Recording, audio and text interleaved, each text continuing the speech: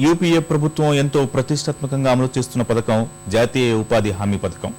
7 ఏళ్ల క్రితం ప్రారంభమైన ఈ బృహత్తర పథకం మొత్తం డొల్లేనని పార్లమెంటరీ బృందం తేల్చి చెప్పింది.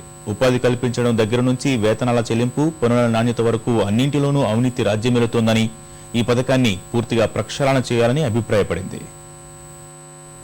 గ్రామీణ ప్రాంతాల్లోని పేద ప్రజలకు ఏడాదిలో కనీసం 100 రోజుల ఉపాధి కల్పించాలన్న సదుద్దేశంతో 2005లో మహాత్మాగాంధీ జాతీయ ఉపాధి హామీ చట్టాన్ని యూపీఏ ప్రభుత్వం తీసుకొచ్చింది.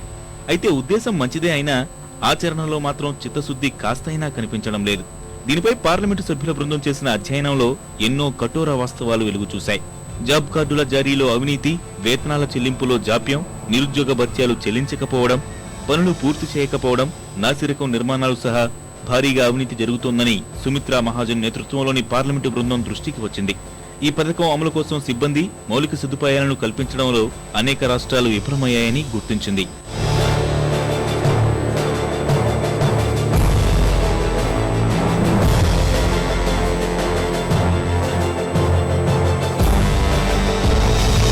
ఈ 7 ఏళ్లలో దేశవ్యాప్తంగా 12,46,00,000 గ్రామీణులకు ఉపాధి పత్రాలు ఇచ్చారు. అయితే అనేక మంది నకిలీ పేర్లతో పత్రాలను పొందినట్టు తేలింది. కొన్ని రాష్ట్రాల్లో మహిళల పాత్ర తక్కువగా ఉంది. ఉపాధి హామీ పథకంలో చేరే మహిళల జాతీయ సరాసరితో పోలిస్తే అస్సోం, బీహార్, జార్ఖండ్, ఒడిశా, ఉత్తరప్రదేశ్, బెంగాల్లో తక్కువగా ఉంది. మరోవైపు ఖర్చు చేయని నిలువలు పెరిగిపోతున్నాయని పార్లమెంటరీ బృందం గుర్తించింది. ఏటికేడు అవి పెరిగిపోతున్నాయి. 2010-11 ఆర్థిక సంవత్సరంలో అత్యధికంగా 27.31% నిధులు మిగిలిపోయాయని ఆశ్చర్యం వ్యక్తం చేసింది. ఇలాంటి వాటిపై తక్షణం చర్యలు తీసుకోవాలని సూచించింది.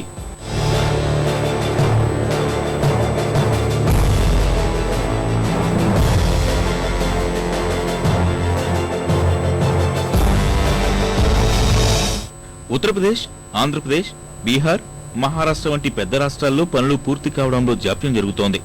ప్రాజెక్టు రూపకల్పన, సాంకేతిక పరిజ్ఞానం లేకపోవడం, సరైన ప్రణాళిక లేకపోవడం కూడా పనులు ఆలస్యమవడానికి కారణంగా సుమిత్రా మహాజన్ బృందం తేల్చింది.